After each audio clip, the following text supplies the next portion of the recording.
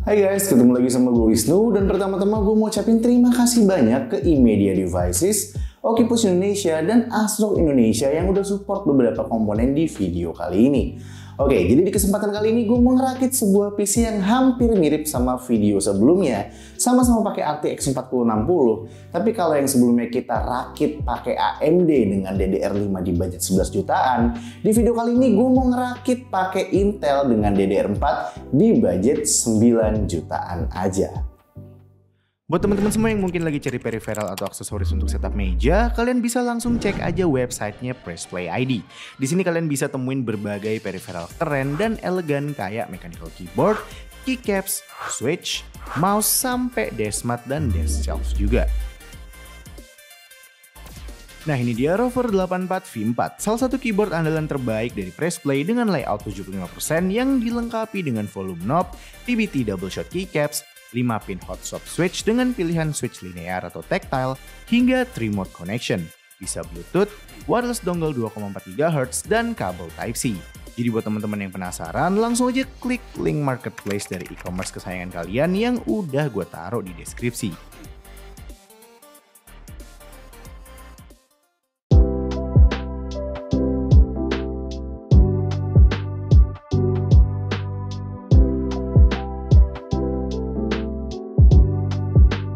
Oke, untuk rakitan PC di video ke-13 kali ini, gue ambil prosesor Intel Core i5 12400F yang juga punya 6 cores 12 threads dan TDP-nya yang cuma 65 watt aja, persis kayak di video sebelumnya.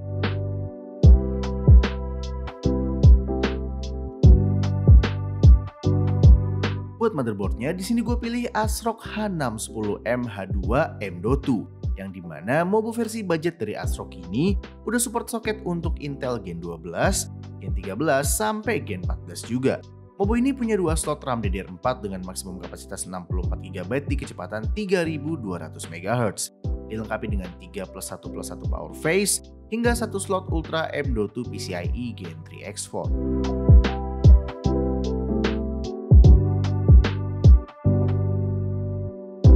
Di video kali ini gue cukup hoki karena bisa dapat RTX 4060 8GB GDDR6 dari MSI Ventus Black OC di harga yang masih terbilang sangat reasonable. GPU hitam elegan ini dibekalin sama 128-bit memory bus, 3072 CUDA cores, 2490 MHz boost clock, dengan 1x8 pin dan minimum PSU requirements 550 watt aja hingga 3 tahun masa garansi resmi.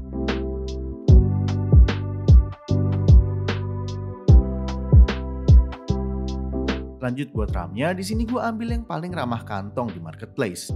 TIMT Create Expert 16GB atau 2x8GB DDR4 dengan kecepatan 3200 MHz. Selain harganya yang cukup bersaing, desain RAM dari TIMT Create Expert ini juga cukup simpel dan berkelas tanpa adanya kelap-kelip RGB.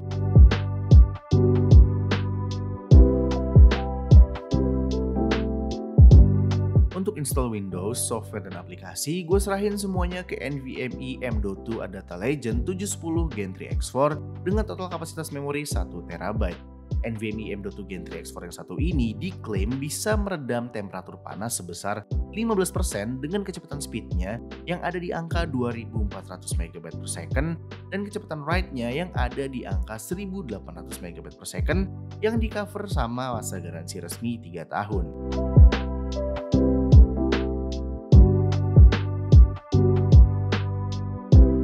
Buat power supply-nya, di sini gue masih pakai yang sama kayak di video sebelumnya, yaitu PC Cooler KG550 berkapasitas 550 watt dengan sertifikasi bronze dan 3 tahun jaminan masa garansi resmi.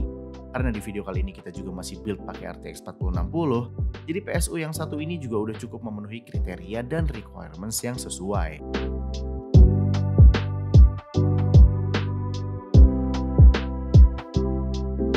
Untuk proses pendinginan yang lebih sempurna dan bikin rakitan kali ini tambah ganteng, di sini gue pilih Okypus Iota A40 dengan desain yang solid dan super cantik. Terlebih dengan warna hitam elegan dan display matrix digital untuk angka suhu CPU, bikin cooling yang satu ini benar-benar worth buat dipertimbangkan di harga 300 ribuan.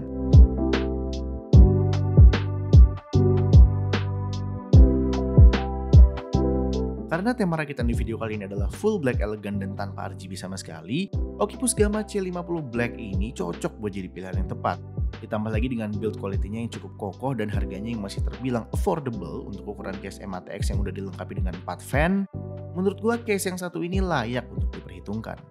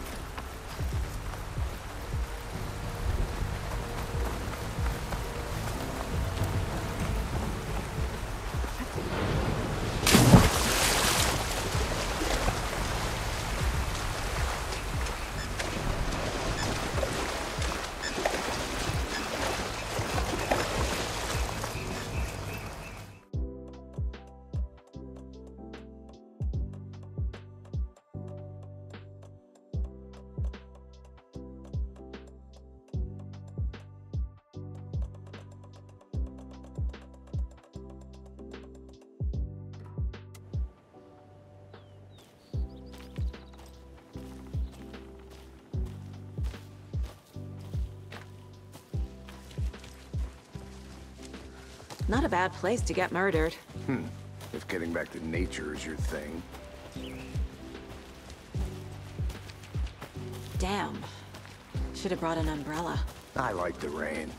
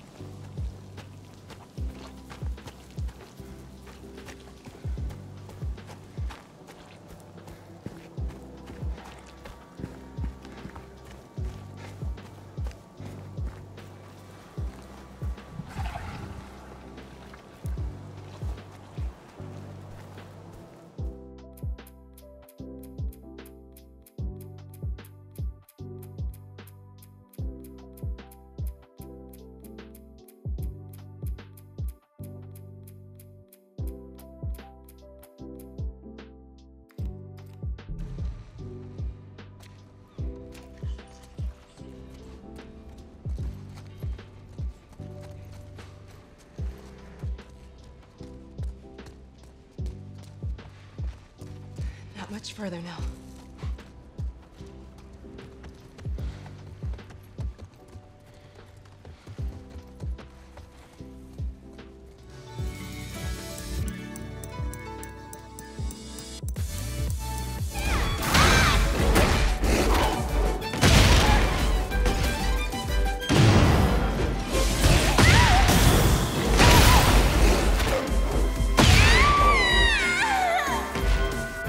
Round 4.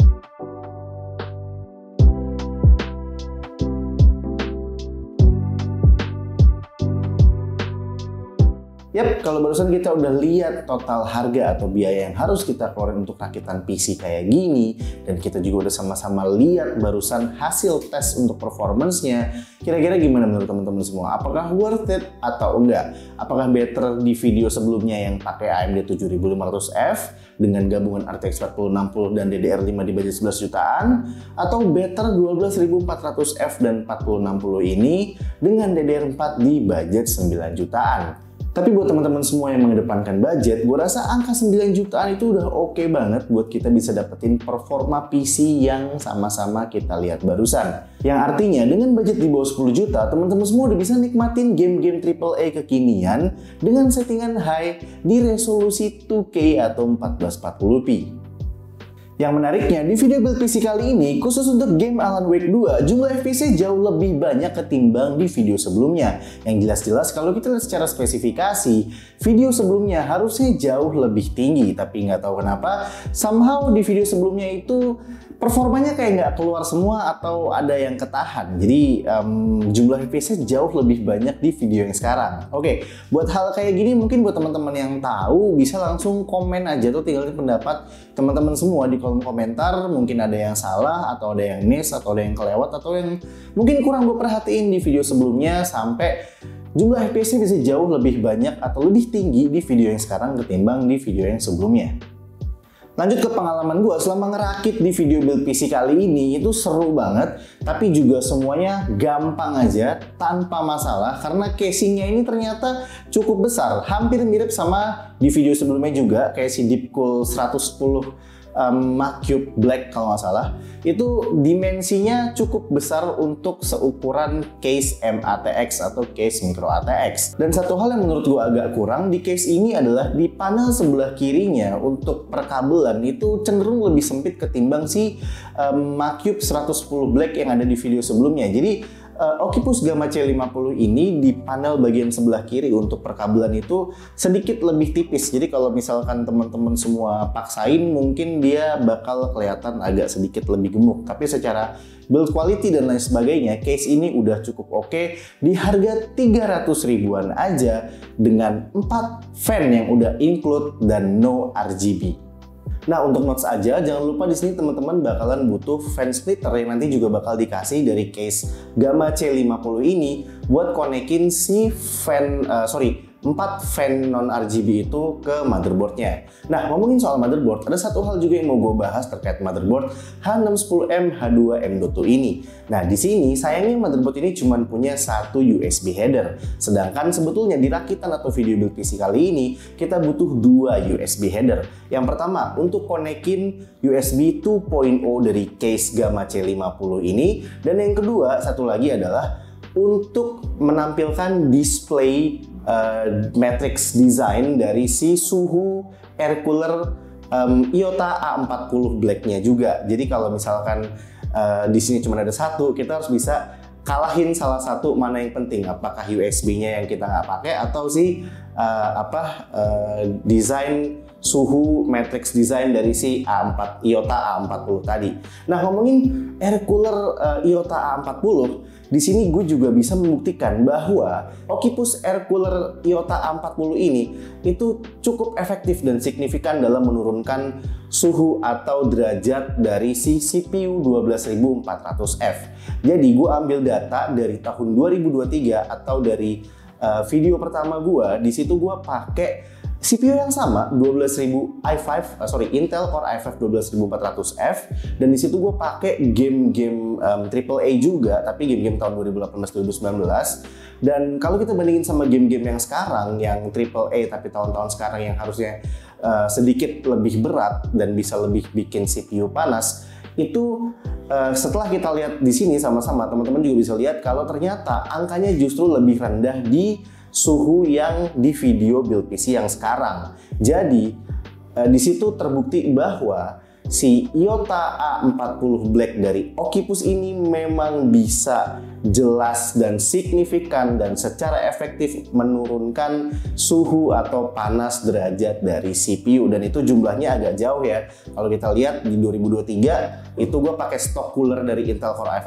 2400F itu sekitar 60 sampai 50-an suhu derajatnya. Tapi di video build PC yang sekarang itu angkanya cuman berkisar antara 40-an. Jadi bener-bener suhu CPU-nya ini adem banget. Jadi udah pasti aman. Oke teman-teman, mungkin itu dia sharing-sharing pengalaman gue tentang gimana gue rakit di video build PC kali ini. Terus juga pendapat gue tentang case yang gue pakai buat rakit. Barusan gue juga ada ngejelasin tentang motherboard sama IOTA sebagai air cooler yang kita pakai di rakitan build PC kali ini. Kira-kira gimana semua menurut teman-teman? Apakah worth it atau enggak? Di budget 9 jutaan kita udah bisa dapat rakitan dengan performa dan spesifikasi yang kurang lebih kayak gini. Oke, mungkin itu dia dari gua, dan seperti biasa semoga video ini tetap bisa jadi video yang pastinya baik, menarik, berguna, dan bisa jadi referensi atau rekomendasi buat teman-teman semua. Like kalau suka, dislike kalau nggak suka. Gue Wisnu dan sampai ketemu lagi di video-video selanjutnya.